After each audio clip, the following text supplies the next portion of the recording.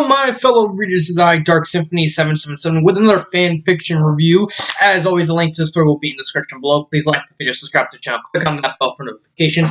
Leave a comment in the comment section below on your thoughts on the story, any future fan fictions you want me to do a reading of currently. And finally, this is my opinion. My opinion is not indicative of everyone in the world, so please respect that.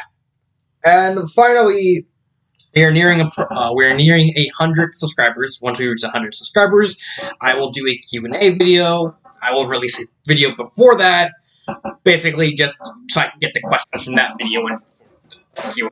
But I just thought I'd say that. So, we are doing the incredible story. This story is it's called Inviolate by Concolor44. This story's been in my backlog for a little bit. This story is the main reason why I didn't want to do any reviews right now. Like I said, I got this story plus one other story, and after that, I'll be able to take reviews again. Inviolate is a weird one. Truth be told, this story could have actually taken me about a day and a half to work, but I did this. I'm gonna lay it out before I get into the fine details of it. The story's not that good. No, I'm just gonna lay it out there at the beginning, in case you want to just stop and say, "Haha, the story's not that good." It's entertainment on a surface level, but once you get into the nitty gritty and the technical side of the story, it completely just falls apart. So let's start with the plot. The plot basically takes place about a decade after the events of the Incredibles movie. Okay, that's fine. The entire Earth is basically two gigantic superpowers: North America and Russia. North America, Canada, USA, and Mexico. That's all the United States now. America just combined with Mexico and Russia did the same thing with Europe. Like, they control all of Europe now. Like, it's not Europe. It's Russia. No Italy, no Sicily, no France. No, it's all Russia. It's all Russia. And so basically, what happened is we get more adult Incredibles family. They stop an earthquake machine that's going to destroy the entire world.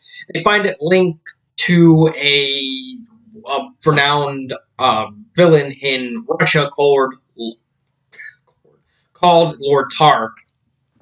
And basically, the Incredibles family go to Russia to try and stop him. That's the long and short of it. However, there's a lot of really, really fine details. For one thing, we're introduced to this character named Ivan. He's basically this corruptor who's kind of lust after Violet, and basically planned everything to just try and get her to get his, so that way they can have babies, and so they can have the perfect superhero kid. He's basically a guy with a god complex.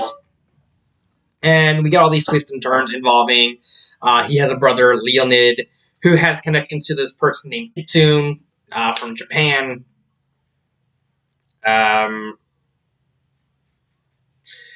And basically all these weird twists and turns. Honestly, the plot, this is going to be something of a short video because I have literally next to nothing to say good-wise about the story. The story is a mess.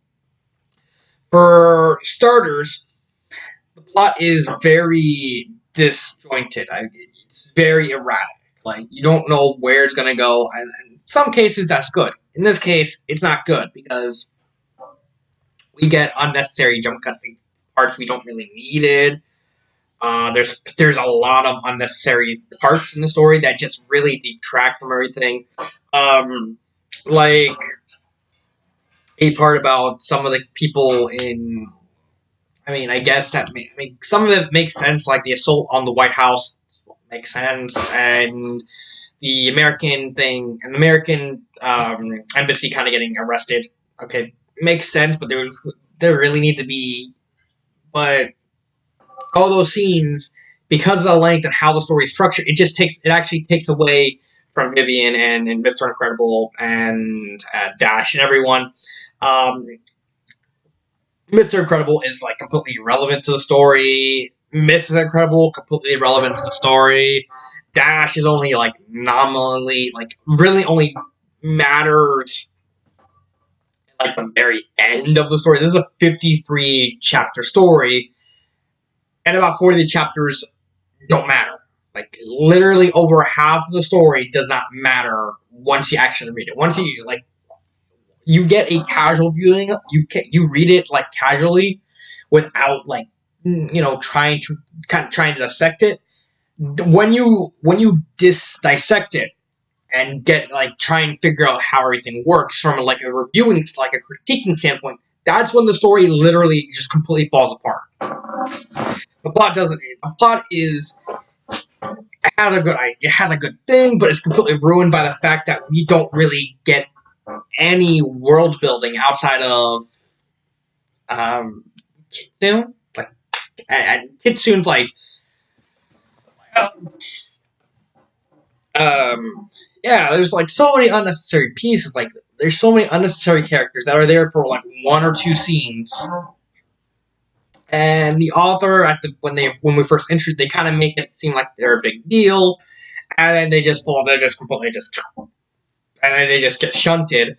And even to the point, like Vivian's supposed to be the main character, but the plot kind of goes in and out of its way to not really paint Vivian as the main character, because that's honestly what it felt like it was going to be. Vivian was going to be the main character, so with and as well as Ivan and Leonid kind of being like the main supporting group and like the incredible. No, like every single character gets shafted. Like none of them feel like a main character. All of them feel like side characters to minor characters. Like I know technically Ivan, Leonid, and Vivian, they're supposed to be the main characters. Okay, that makes sense. But they don't feel like main characters. Like once you read it, because there's so many unnecessary parts where it just shows other characters like Ash and Mrs. Incredible and Mr. Incredible and like all these random Russian characters.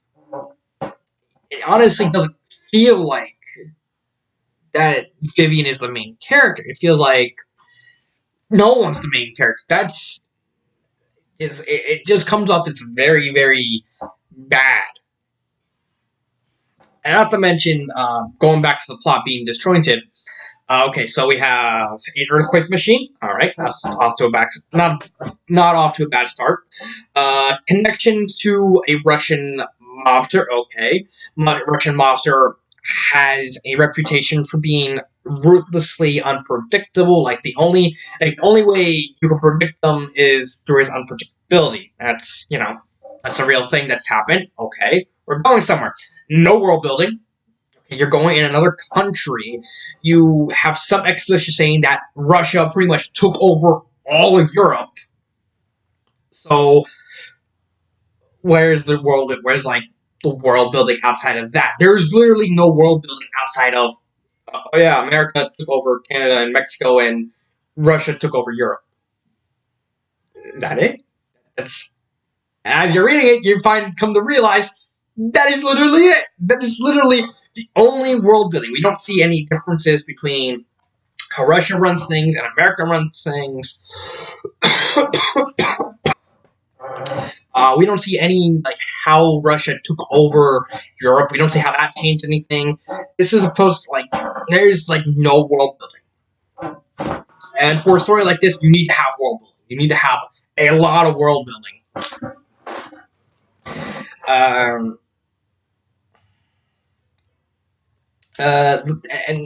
the plot is, and the two villains are supposed to be Ivan and Lord Tar. Lord Tar is completely shafted. Okay, he's like a sort of eldritch abomination that literally cannot be beaten, and no one knows what his powers is. We just know he's just completely unpredictable. Okay, it's like, okay. Oh, he's a robot?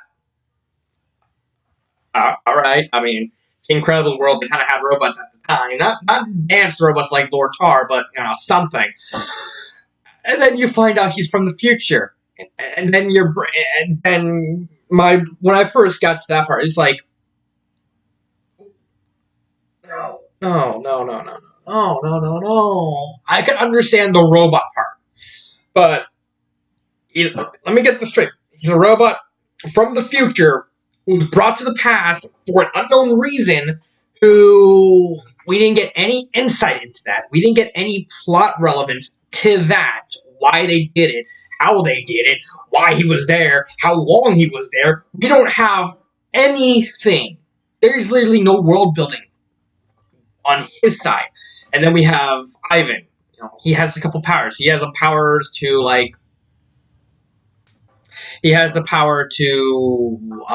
shoot like Vanderdrakens from One Piece. Like, he fires a bullet, it's gonna hit the target no matter what.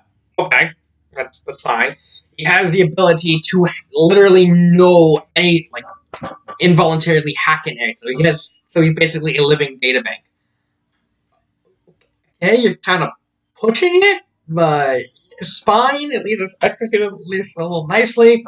Oh, he also has the power to just randomly turn off other superpowers just like that. Then you lost me with that. I would understand if that was his only power and he was just very good at what he did. No, he just has the thing. Oh, I'll be gone, and then it's gone. Like, nothing outside of that. The plot basically is just really a mess. I know, like, most of it's going to be the plot because there's so much unnecessary footage. Like, all the Lord Tar and all his villains, they're just treated like, no, we have a world famous criminal mastermind, and then they lose for, like, who never lost a battle, and then they just and he tries to attack the White House. He gets curb stomped because they decide to literally have overpowered supers, like, constantly like funnel information. Okay, you have Leonid, who's literally a Gary Stu. Like, no. So basically, Leonid's power is, like, he didn't even have superpowers at first. He was just a whiz kid, like, basically made, like, all the tech for Ivan. That's fine. Basically, then he starts to get superpowers late in life. Okay. And his power is he's able to kind of like astral projection sort of deal. His power is kind of weird to describe. He basically has some kind of mental powers that allows him to, like, leave his body and travel and stuff like that. Okay, that's fine. It's been done before. It's done pretty well before. And then he meets Kitsune, who's literally a reality warper. And the way Kitsune's presented in the plot is basically the author's get out of jail free card. Basically, every time the author, throughout the entire story, the author has pretty much obviously written himself in a corner, and he basically just waves it off saying, oh, Kitsune. Yeah, Kitsune. Basically, main power is reality warper. And that's it. It's pretty restricted. And so, okay, why is Kitsune visiting Leonid in Russia? No, it's pretty obvious that she's pretty much a world reality warper. It's just she doesn't want to just shits about any country besides Japan. That's fine. That's fine. It's like dose of xenophobia type of deal. Fine. Every time when something really weird happens, the author just constantly takes it up. She's like, oh, I don't know. Kitsune might have done it. Like, why? And it became obvious, like halfway through the story, that literally Kitsune was a deus ex machina, just constantly being used just to justify half shit that goes on in the story. That is stupid. Not to mention, we don't know anything about Kitsune besides reality warping. And then, after the attack on the White House, the embassy gets arrested. They're like, America's considering like attacking, but it's like, no, we gotta hold back. And then we get like this short couple of chapters with this girl called Riza, who's just completely unnecessary outside of her first appearance. Her first appearance on the plot was basically just to sell how dangerously unpredictable Lord Tar is. That's fine. That's good. The fact that, she hides in a very obscure place, and Lord Tar murders a bunch of people, and then after he leaves, like, all the people who are still alive, they make like a note saying, okay, here's where the good hiding spots are. Ryza gets away. That's fine. That was a good purpose for her. And then she shows up 2 more times, literally just to set off a nuke, and then run away. That is it. Like, that is literally it. She shouldn't have had a purpose outside of that first appearance. Like, she shouldn't have been shown back up at all.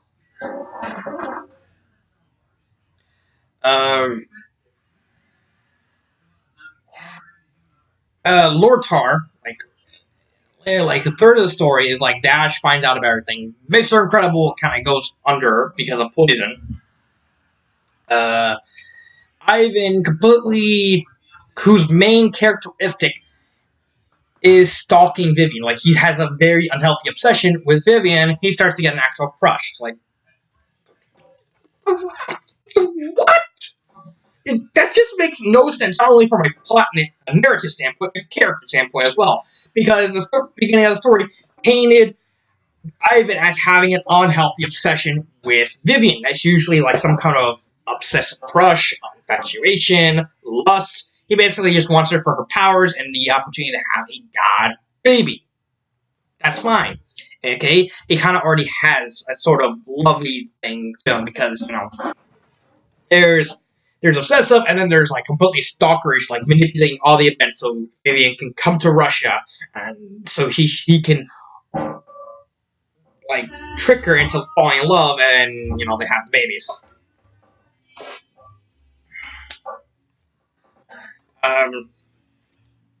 It just doesn't work. And then finally the last battle, which is like Lord Tar just breaks Ivan, who's already like half dead bones. And then Leonid just completely wraps the collar around him and he dies. That's just like anticlimactic, completely idiotic, and serves the absolute no purpose in the story at all. And then finally, because of the nuke getting set off underground, one of the guys from a Russian military man just kind of gets depressed because his family was in that blast zone, so he like launches nukes at America, and Violet and Leonid, they kind of mind meld. They somehow get to America, stop the nukes, like launch them up into space and blow them up there, and then pretends to have Leonid killed, so he goes back to Japan to be with Kitsune. That's literally it. It's like, oh, and Ivan's still alive. Ivan died, but then Leonid is like, you're gonna stay in my mind too, which is like just completely nothing about the story is good. Nothing. I literally described as much as I can without going into like the really, really nitty-gritty, tiny details. Nothing works. There's no world building. There's no concrete character development. All the characters, even the main characters, are shafted. Like, none of the characters feel like a big deal. Lord Tar doesn't feel like a big deal. Violet doesn't. We don't care. Us as a reader, we're supposed to care about these characters. When I got through the story, I didn't care about any of the characters. Like, none. I didn't feel anything. Like, it was the same feeling I had when I watched Solo. The Han Solo story, Star Wars movie. I didn't feel anything. It was just completely indifferent. And that's honestly the worst feeling you could give a reader of any medium. If you want to make them hate a character, fine, you did them their job. You want to make them like a character, fine, you did their job. When you go an entire over 100,000, around, I think the story's around 150,000, you don't make characters feel anything, like nothing, because the plot, because there's no substance, there's no connective tissue, to use an analogy, connecting the characters to the story, to the pacing and everything, and making them gel together. You're just making scenes and just throwing in scenes, trying to make it work. It's like you're watching a wrestling match, and both the wrestlers are spot monkeys. Spot monkey being a term where a wrestler is just concerned about just doing like the most flippy, acrobatic thing, impressive thing ever, with no conscious thought of the narrative behind the story. Like, okay, because you just want to get your spots off and get people to cheer you, even if you're the most despicable villain ever. It just doesn't work. And already I just covered in one go the plot and the characters. None of the plot is too disjointed to work. The characters have there's no concrete main character. You know, you can kind of make a sense about Leonid, but he's a Gary Steele. Like, he has no flaws. He's just a whiz kid who just knows how everything works, and the only pain he goes through is like Kitsune training him. And I guess getting shot by Ivan. That's it. But he like completely like countered like everything. I guess from a narrative standpoint, you can kind of make an argument that Leonid kind of had to be a Gary Steele, like, because he gave everyone like these completely overpowered powers. Like, Dash can go to Mach 2. Leonid has the power to just randomly shadow powers. Vivian completely do whatever she wants with her barriers now. You have an immortal death god. You have a reality warper. So why not have a whiz kid side of planeswalker sort of thing? But his personality is just boring. And then Violet falls in love with Leonid, which is like completely, one, out of nowhere. Two, doesn't serve to plot anything. Three, was completely forced. I said it once, I said it before, I will say it all the time where it is applicable. Not every story needs romance. The story did not need romance. What are the genres on this story? Drama and sci-fi. Okay, that makes sense. Problem is, the drama is so muted that you might as well just get rid of the drama genre. You might as well just drop drama and just make it a pure sci-fi. At least sci-fi makes sense. Drama would make sense if we actually cared about any of the characters. Pacing, completely all over the place. There's nothing. We're in a story that kind of has complete purpose. Okay, we're by no, it just cuts off to like another character somewhere else for no reason outside of, I want to get all these characters and make more and more characters. It doesn't work unless you're gonna make the story like super long, like something like the Immortal game or something like that. Or something like narrative driven. Like, you can't make all these characters and then constantly keep adding one-off characters, making them seem important, and then just dropping off the hat without trying to give some kind of context, some kind of world building to it. Grammar, I have to at least give it credit. You know, there's nothing wrong grammarly. I mean, yeah, there's broken English, but then they're in Russia, and none of the characters, and some of the characters have varying degrees of English speaking skills. So some of them don't speak English that well. There's a Mongolian who speaks like no English, so he's quiet. Okay. And then you have like all these characters who have broken English, and like a couple characters who are Russian who have perfect English, so that's fine. And nothing wrong with the grammar. That's literally it. What's the favorite part? I have no favorite part because the story's just that bad. Would I recommend this? No. There is literally nothing to like about this story. Unless you're a fan of Incredibles. There's just really nothing. The plot could have been good if the world was built upon and we gotten time to get to know characters like Leonid, Ivan, Lord Tar, the Russian supers. We had more time to get to know them. Then I would have actually recommended it. Probably hesitantly, depending on how the writing goes. But as it stands right now, there's just nothing to really like about the story. The characters are completely just there. Every scene just moves from scene to scene with no connective tissue in between. There's just nothing. There's literally nothing going for this story. You can't even say this was a drama. And drama is like my favorite genre in terms of literature. Even it's not even a drama. I would just drop the drama, drop the drama genre, and just leave it as a pure sci-fi. That's it. At least with sci-fi, it works with Tar. I don't recommend the story. I don't have any. There's really nothing. No scene I like about it. I mean, yeah, the whole scene with the president is probably like at least got me to care a tiny bit, but it's like it's still a bullet. What would I do to change the story? Good Lord, there was literally a lot I would change to the story. First off, just don't include the entire Incredibles family. Just have here's what I would do, and this is just me who would do it. Have Dash and Mr. Incredible stay in America. Have Violet and Mr. Incredible go to Russia by themselves.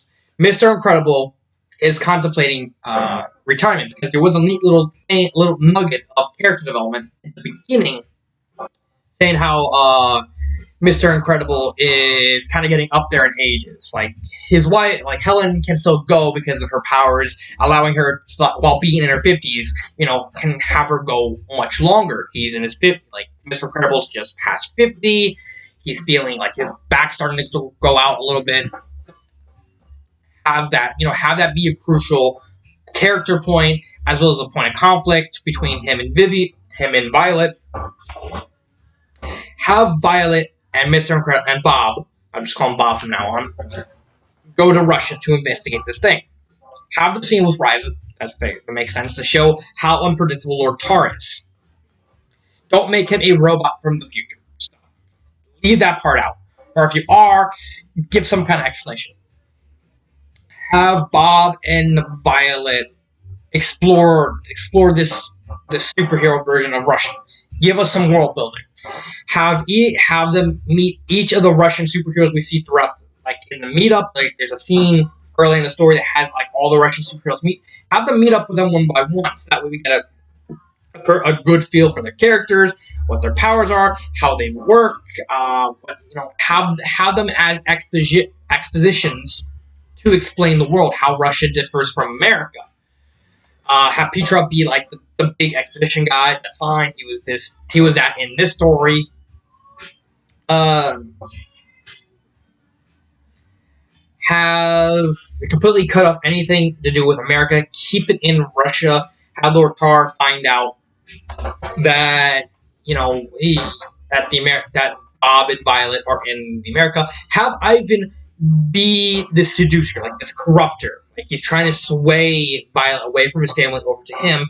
Have him act like a tour guide or something, like showing off Russia to Violet while Bob is like trying to figure everything out. Have it be this glorious layered drama.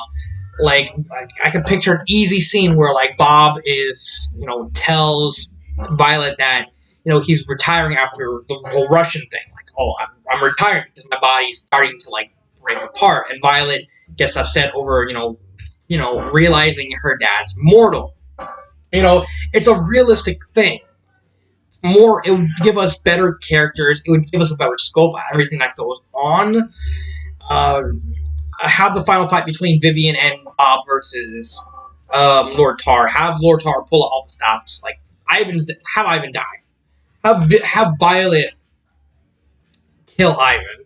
You can have Leon there as like don't give him the planeswalker powers. Like just make him a whiz kid, and he's slowly learning as the story goes that Ivan is not the nice guy, or at least while having him.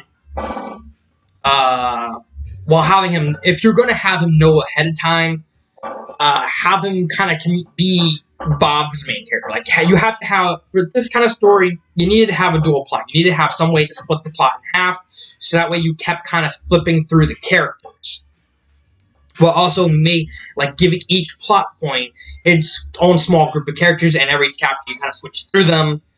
It would have been a much better balance to what we got with this cluster jumbled story that just makes that's just literally a clusterfuck, more or less. I'm sorry that I didn't have I am sorry that I didn't have anything to say about the story. Like, I know this Con Color because the last story I did of his was I did like it. Like, I didn't hate it, but I liked it. I thought it was a decent, neat little story.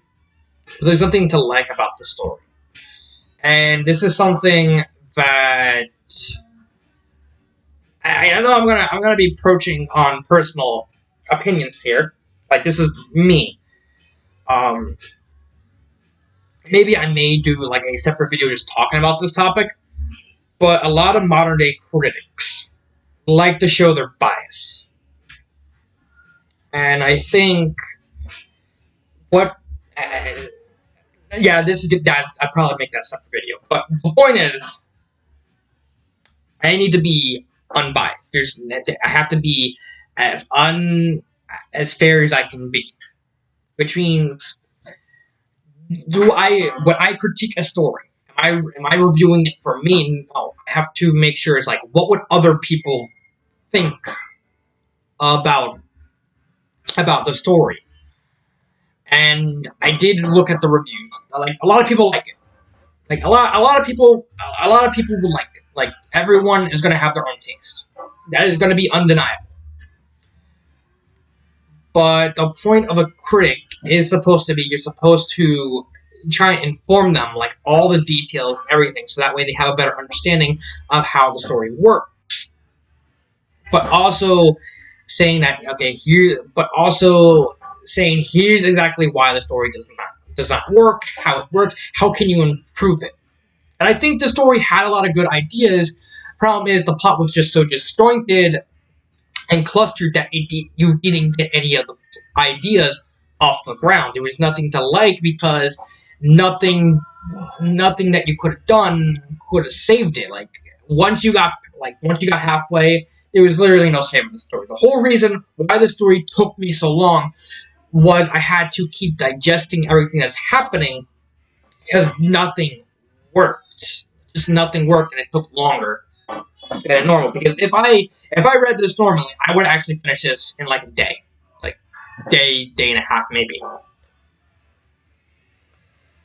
And I just really wanted to get that point across. Like, I'm not gonna like every single story, but as a critic, even if it's something I hate, even if it's a genre I hate, I have to do these reviews with the best of my abilities, because that is what a critic is. That is what a critic should strive to be.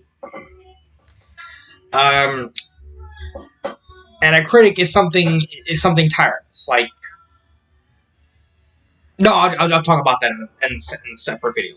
The point is, getting back on topic, the story is not good because of the simple fact that there is no connective tissue connecting any of the characters to any of the scenes, and it's just so erratic that every single good idea the author tries to lift off completely falls apart. If there was any sort of connective tissue, like anything, like any concrete character development, any concrete character depth, some way to connect the plot to the characters instead of kind of making them weird like that, it probably would have been better. But again, this is my opinion. I'm just a guy who's not telling you, oh, I don't like the story, go read the story, or I like the story, go read the story. No, I'm telling you, this is my opinion. This is what I think of the story, but I am understanding if other people have liked the story, because if you do look at the reviews on Inviolate, a lot of people do like the story. That's fair. It's my job to just simply get across why the story is bad or why it's good or something, and go into the details of it. I thought I wanted to get at least that point across. So, next story I will be reviewing is Enduring the Evil Zero. It's going to be the first of the remade Enduring the Evil series by Liberius. So this has been Dark Symphony 777. Say hi to the Pokemon. And cut.